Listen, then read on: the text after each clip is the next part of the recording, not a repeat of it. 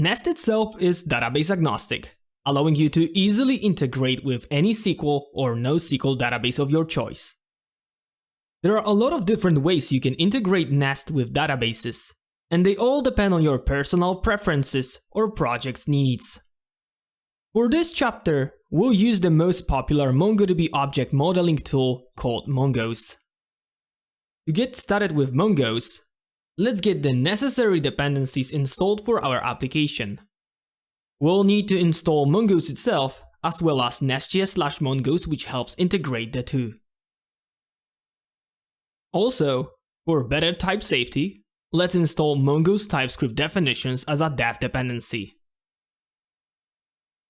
We'll continue ahead as we already have these installed, but if you are following along, just pause the video and come back when it's finished.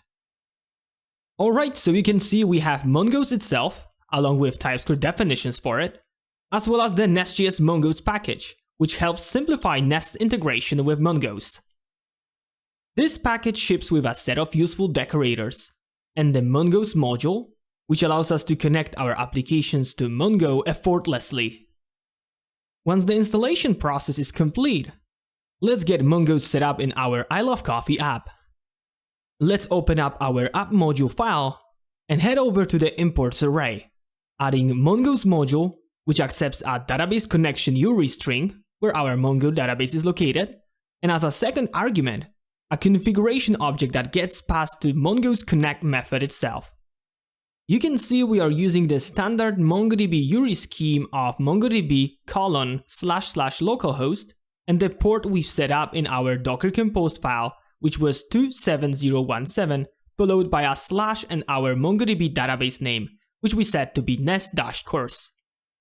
We don't need to pass any configuration options to Mongoose, so we are not going to pass the second parameter. And we are all set. Now let's open up the terminal and start the application in development mode. If we look carefully, we should see Mongoose module dependencies initialized, meaning we have successfully established a connection to our Docker Mongo database. If you are having any issues setting up Mongoose module here, make sure that Docker is running with Docker Compose app-d. Also, make sure the DB name inside your Mongoose module for root matches what you have in your Docker Compose file. One of the most vital concepts in MongoDB is the idea of data models. These models are responsible for creating, reading, and deleting documents from the Mongo database. If you are coming from a SQL background, one thing to remember about Mongo databases is that these documents are being stored in collections, not tables. To create a Mongoose model, we first have to define a schema definition for it. Every schema we create maps to a MongoDB collection and defines the shape of the documents within that collection. These schemas can be created with Nest.js decorators or even with Mongoose itself manually, whatever works best for you. In this course, we'll be using Nest decorators to create schemas, since they are much easier to make, greatly reduce boilerplate, and improve overall code readability. So let's get started and create our first MongoDB model and schema. Let's head over to our mock coffee entity and set it up with Nest.js Mongoose.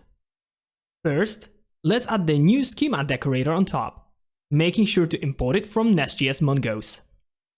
This schema decorator maps our coffee class to a MongoDB collection of the same name, but with an additional S at the end, so the final Mongo collection name will be coffees.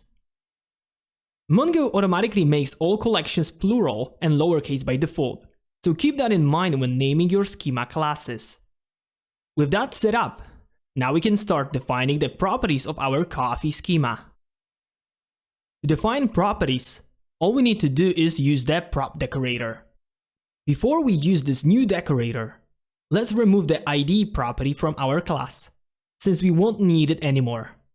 Mongoose adds an _ID property to schemas by default, and we want to stick with that standard best practice. With ID removed from our schema, let's add the prop decorator to all the rest of our properties: name, brand, and flavors. Since flavors is an array of strings, we need to do something a little bit different since Nest.js is not capable of reflecting the expected type. Inside of this prop decorator, let's pass an array with string inside it to indicate that this property represents an array of strings. Last but not least, we need to make sure we extend our coffee schema definition with the document class from the Mongoose package.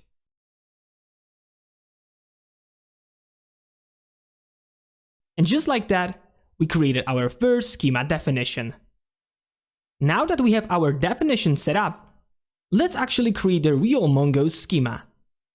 To create the actual Mongoose schema, let's export a const variable and call it uppercase coffee schema, and make it equal to schema factory create for class, and pass in the coffee schema definition we just finished creating. Note you can also generate a raw schema definition using the definitions factory class from Nest.js Mongoose. This allows you to manually modify the schema definition generated based on the metadata we provided. This is useful for certain edge cases where it might be hard to represent everything with decorators. Alright, the last thing we need to do is wire everything up. Since our application is now a bit modularized, and we are dealing with this schema inside of the coffee module, we need to make Mongoose aware of the schema inside of this child module. To do this, let's open up our coffees module and create an imports array, adding Mongoose module for feature, passing in an array with an object inside, name coffee.name, schema coffee schema. We used for feature to register Mongoose within our child module. Previously, we used for root in our main app module, but we only do that once. Every other module in our application will use for feature when registering schemas and models based on them. Inside of for feature, we passed in an array of objects that consist of two properties: name, name of the model, and schema, schema to be used to compile the model. Note that coffee.name is just a way to get the function name from a JavaScript class, which in this case will give us the string of coffee. And that's all we need to do. Now we can fully interact with our new Coffees MongoDB collection. Our Mongoose models let us interact with MongoDB, with each model representing a separate collection. In Mongo, an instance of a model is called a document. If you're familiar with SQL databases, it might help to think of documents as something similar to rows. There is a class from Mongoose called model that acts as an abstraction over our data source, exposing a variety of useful methods for interacting with the documents stored in our database. Since we've already registered coffee in the scope of our coffees module, Nest.js Mongoose automatically generates this model class that we can use simply by injecting it into the coffees service. Using the inject model decorator exported from the Nest.js Mongoose package, we can pass in our coffee.name into the decorator to start utilizing it. Let's make sure to make our coffee model of type model coffee. Previously, in our coffees service, we used the coffees array as our mock in-memory data source. Since we are using a real database now, we no longer need this mock implementation. So let's remove it. Now let's go inside each method one by one and use our new coffee model. Before we dive into everything here, note that we'll be using a JavaScript feature called async await again, which makes promises easier to manage and much more readable. We'll need to update most of our methods to be async in order for this to work. Let's start things off by looking at the final method. First, let's remove the current code inside the method and update it to use our new coffee model. If we enter this.coffeeModel, we can see all of the available methods we have to interact with our coffee document now. Since we are trying to find all coffees, we are going to simply use the find method without any arguments, and then we have to execute this Mongoose query by calling the exec method. Next, let's update the code in our find1 method this time using the find_one method from Mongoose. And since we are searching by ID, remember that Mongoose automatically created an _ID property in our schemas, so let's search by that. And again, let's make sure to execute this by calling the exec method.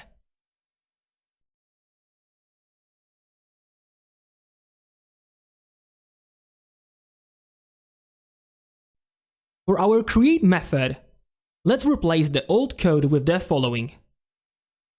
The first thing we need to do is create a coffee class instance based on our partial DTO and save it to the variable coffee. Now all we need to do is call the save method, which returns a promise, and just like that, our new document will be saved to the database. An additional improvement we can do here is to replace createCoffeeDTO any with the appropriate type createCoffeeDTO, which will give us full type safety here. Now onto our update method.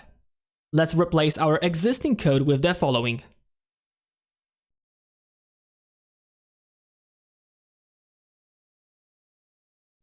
So let's break this down so we understand what's happening here. First, we are going to want to use a new method on our coffee model and call find_one and update. This method accepts a few different parameters, the first being the find query. We want to find our coffee based on the _ID. The second parameter is the Mongoose update query object, which can do a lot of different things.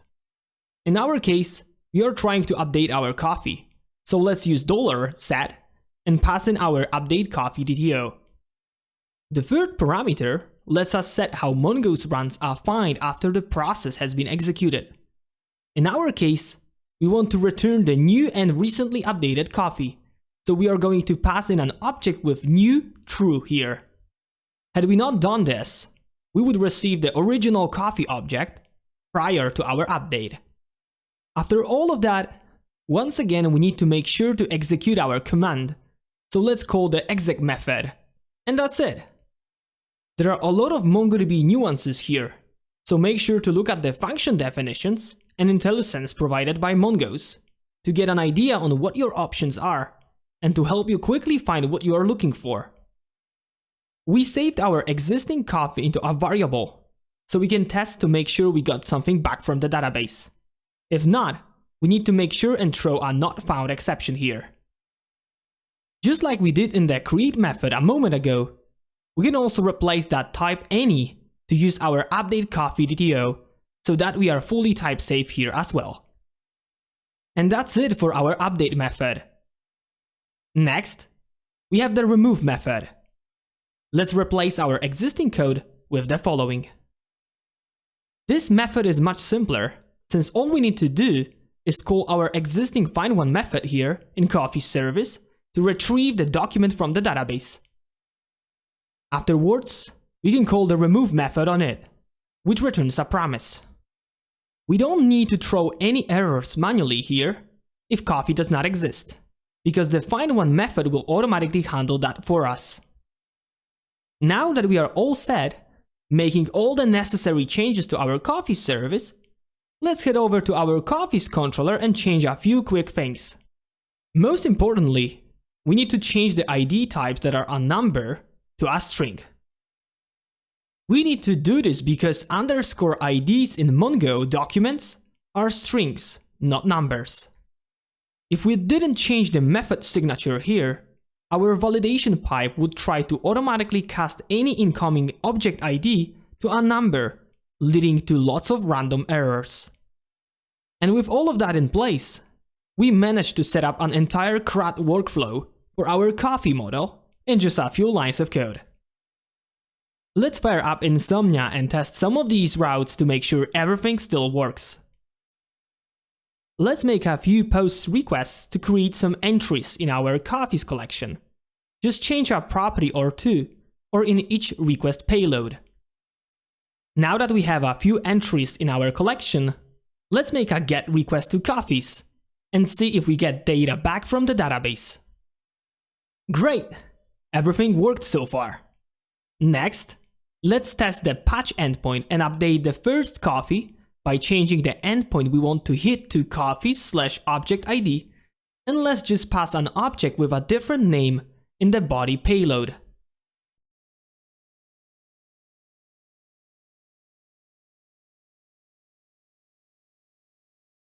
It worked! Our patch request actually returned the newly updated entity back from the database for us. Just to make sure it really did make those changes, let's do a GET request for coffee's object ID to double check. Perfect! It really did update the name for that coffee. Lastly, let's make sure delete works and delete this item. If we switch Insomnia to delete for the same ID and push send, everything looks okay. No errors.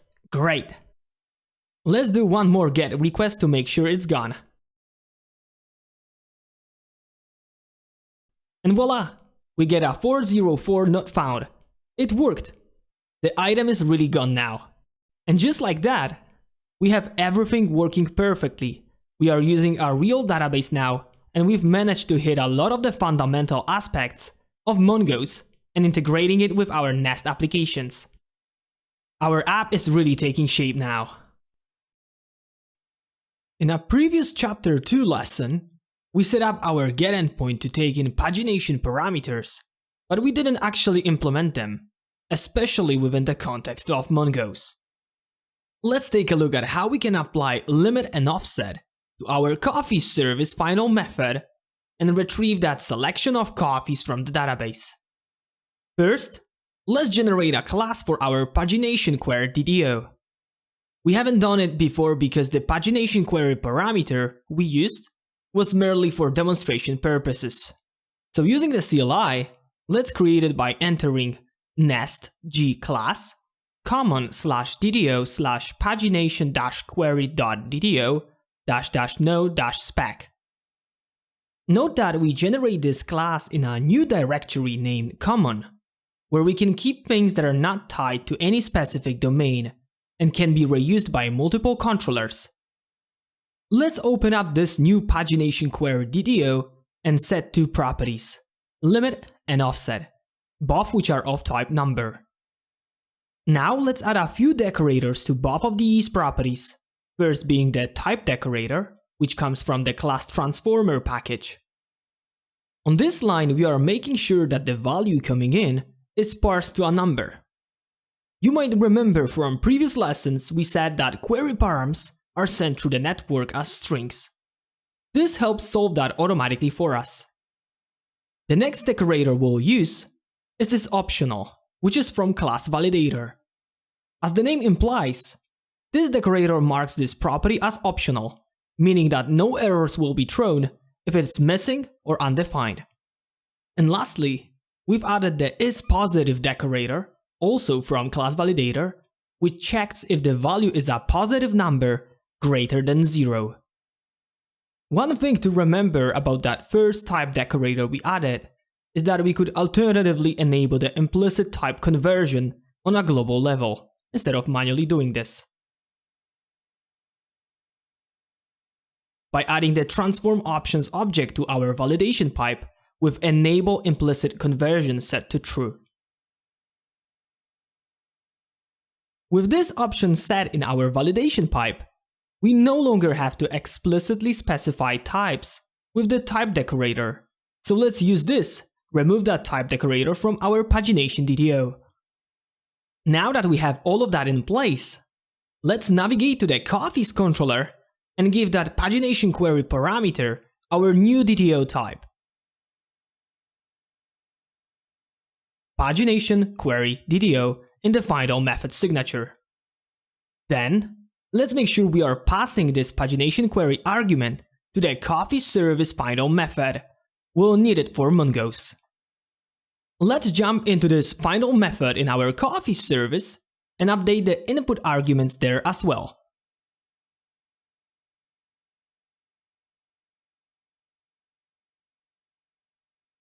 Great! So we are using real DTOs now, and we are passing those limit and offset values down. Now, let's update our Mongoose coffee model find method to utilize them. Mongoose allows you to chain method calls. So right after our find, we can still manipulate our query before it's actually executed. If you push dot after find, you will see that IntelliSense offers a variety of other methods we could use.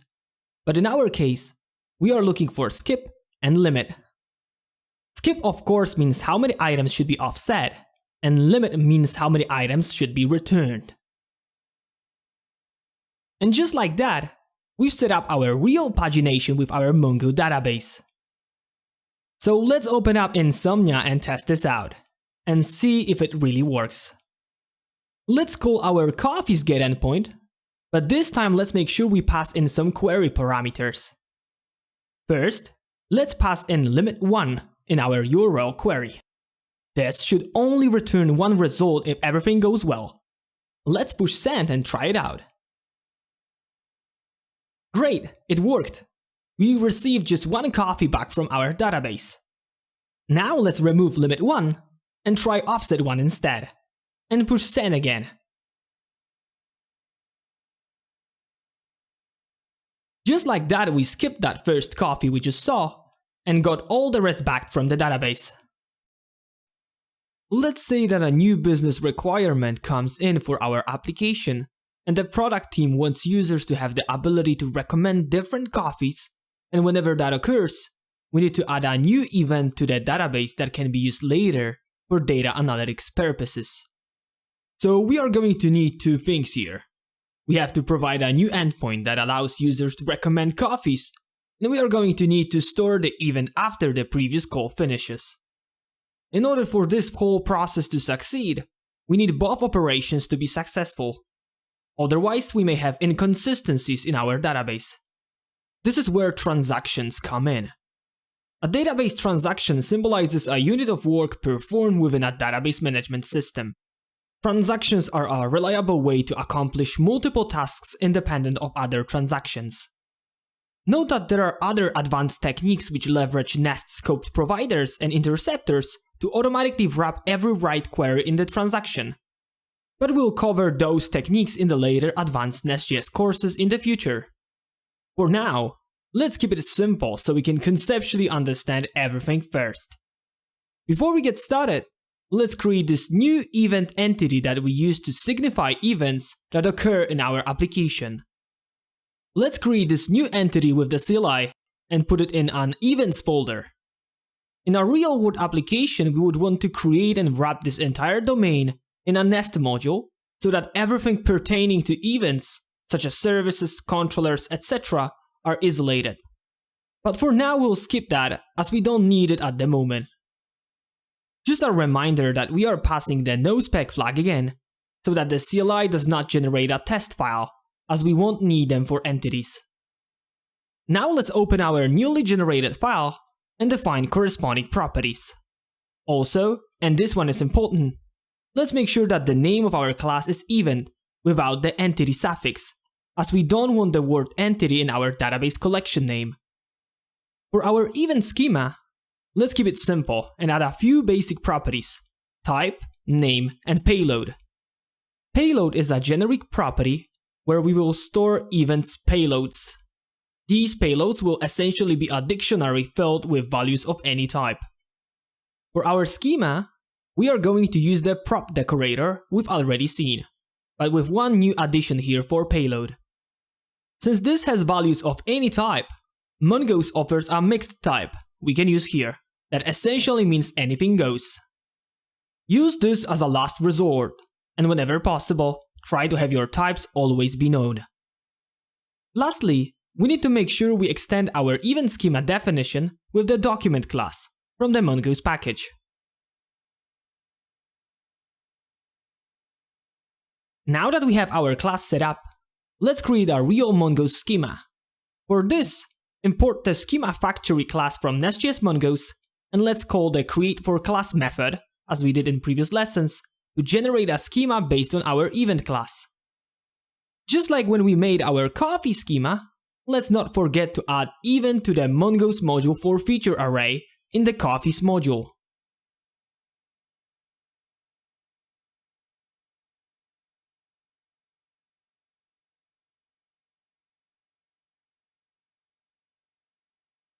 Next, let's make sure we add this new recommendations property we talked about to our coffee schema definition. So let's add an additional prop with the name recommendations of type number and set the default value to 0. Great! Now that we have our event and coffee classes set up, let's get back to our coffee service. In order to create transactions, we are going to use the connection object from Mongoose. Let's inject connection into our coffee service constructor using the inject connection decorator, exported from the Nest.js Mongoose package. For our second dependency, let's inject the event model we just made again, using inject model, as we did in previous lessons.